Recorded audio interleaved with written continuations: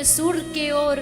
ठाकुर जी देख रहे हैं ये बावरा अभी भी पड़ा पड़ा रो रहा है, जिसके लिए रोता था वो खुद सामने राधा रानी खड़ी है, इसको होश ही नहीं है। तो भगवान ने अपने भक्त की मदद की और बोले अरे राधा रानी और आगे मत जाना, ये है ही अंधा पर बहुत चालू है, आप आगे जाओगी तो पांव पकड़ लेगा आपको। और ठाकुर जी राधा रानी को जानबूझ के इसलिए बोल रहे हैं कि इसको पता लग जाए कि वो पास में खड़ी हैं, पकड़ ले, ये मौका नहीं मिलेगा।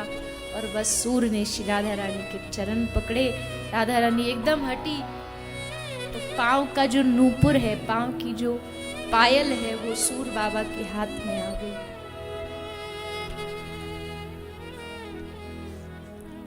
अब नूपुर नहीं होगी तो रास नहीं होगा। राधा रानी की जब नूपुर बजती है तभी रास होता है। तो राधा रानी आई मांगने, अरे बाबा तेरे ढोरे मेरी पायल है। बाबा बोले हम कैसे माने कि तुम्हारी है, तुम ले गई अपनों बोल के और पीछे ते आकी जो असली मालकिन आके हम पे ते मांगेगी तो कैसे दूंगो मैं। तो एक काम करो दूसरों वालों दिखा दो, मुंह को पतो लग जाए कि हाँ ये आपकी है, सो दे दो। राधा रानी ने दूसरा पांव की जो पायल है वो दिखाने के लिए जैसे चरण आगे किया, सूर ने पांव अब नहीं छोड़ना, एक बार तुम छोड़ के चली गई, अब नहीं छोड़ सकते।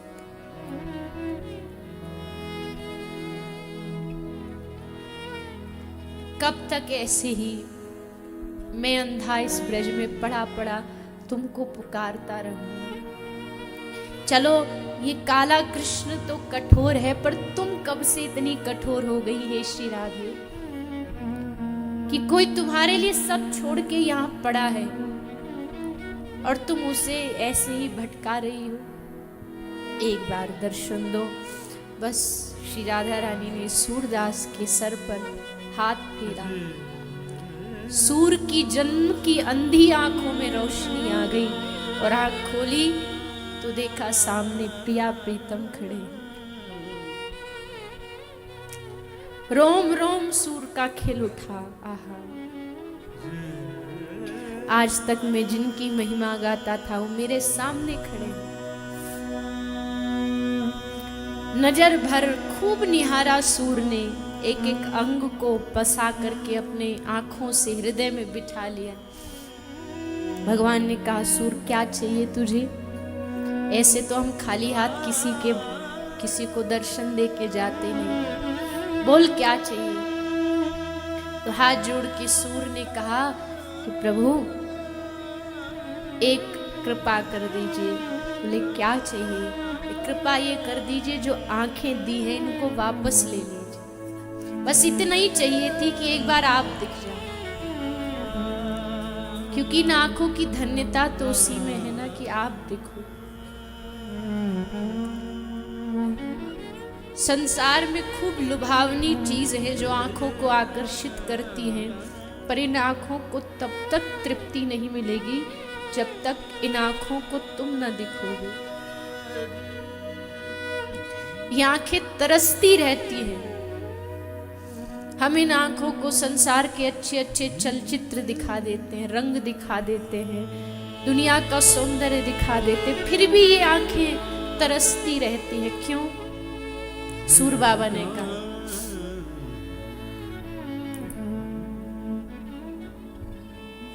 देखो चाहत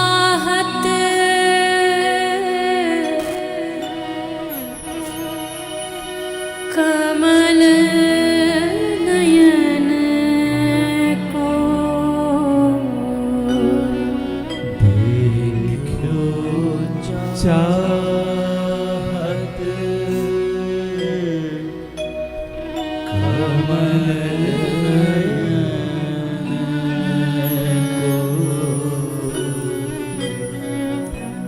देखो चाहत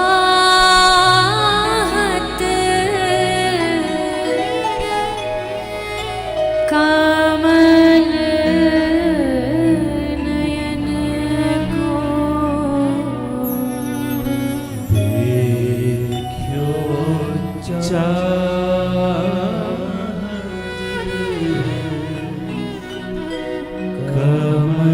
नयन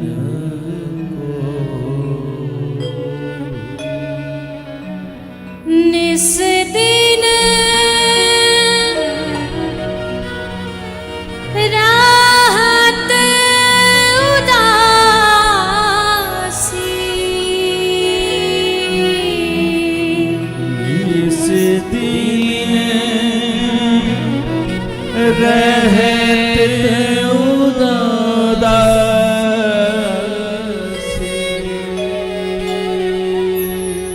निस दिन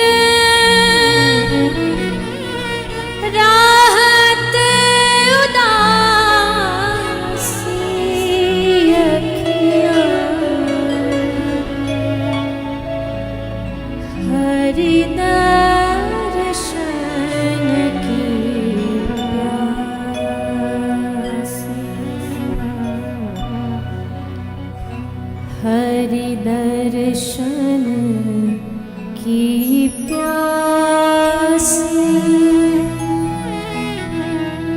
अखियाँ हरि दर्शन की प्यासी देखियो चाहत कमल नयन को निस्दिन रहत उदासी हरि दर्शन की प्यासी। आप मछली को लाख घी में डुबा दो पर वो जिएगी नहीं, प्राण त्याग देगी। आप उसको दूध के भरे पात्र में डाल दो तो भी नहीं जिएगी। क्यों? क्योंकि उसकी अनन्यता पानी से है। पानी मिलेगा तो ही प्राण बचेंगे। तो बाबा सूर कहते हैं मेरे जो जीवन है वो उसका जो आधार है प्रभु केवल आपके दर्शन है। इन आँखों की तृप्ति। अचंबा देखो, आंखें प्यासी है। गा कौन रहा है जिसकी आँख ही नहीं है? सूर गा रहा है जिसके पास आंखें नहीं। वो कह रहा है प्रभु मेरी आंखें तुम्हारे दर्शन की प्यासी हैं। क्योंकि भैया आंख सबके पास होती है पर भक्ति वाली आंख किसी किसी के पास होती है। वो सूर के पास थी। और बिन आंखों के सूर भगवान को देखते थे। मथुरा में द्वारिकाधीश जी का मंदिर है। द्वारिकाधीश जी का जो मंदिर है उसमें बाबा सूर की नियम था कि आपको भगवान को नित्य एक पद सुनाना, क्योंकि ठाकुर जी पद से बड़े प्रसन्न होते हैं। इसलिए हवेलियों में ठाकुर जी को रोज पद गायन सुनाया जाता है। राधा रमन जी में रोज पद गायन होता है, केवल ठाकुर जी को सुनाते हैं। तो सूर बाबा को ये नियम मिला कि आपको पद सुनाने रोज। तो बाबा सूर पद सुनाते। और कैसे पद सुनाते? बोले जो रंग का वस्त्र ठाकुर जी धारण कर रखे होते ना, वही रंग का वर्णन सूरदास जी अपने पद में कर देते। पीत वस्त्र, नीलांबर, नीला वस्त्र पहने तो नीला, श्वेत वस्त्र पहने तो श्वेत, सफेद। सूर बाबा के पद में वो आ ही जाता कि भगवान आज इस रंग के वस्त्र पहने। तो जो वल्लभ कुली बालक थे उनको लगा ये अंधा की बावरा तो नहीं बना रहा, सबको इसको दिखता हो और ऐसे झूठ मूठ को कुछ हमको पागल बना रहा है, परीक्षा लो। क्या करा? बोले अगले दिन जो ठाकुर जी हैं रोज तो उनको वस्त्र पहनाते थे, आज निर्वस्त्री बिठा दिया। वह गले में एक हल्की सी मोतियों की माला डाली और बिठा दिया। आ गए बाबा सूर, गाने लगे। पूरा पद गायन करने के बाद बैठ गए। आज पद में कोई रंग कुछ वर्णन नहीं। तो उन सब ने पूछा सूर बाबा को कि सूर आज नहीं बताएगा ठाकुर जी ने कौन सा रंग पहना है?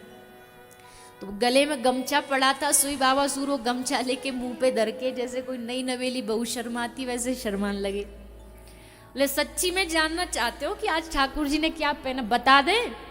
बोले हाँ बता दो। तो बाबा सूर ने गाया, आज हरि देखे नंगम नंगा, मोती माल उर माही बिराजत छवि के उठत तरंगा। आज हरि देखे नंगम नंगा।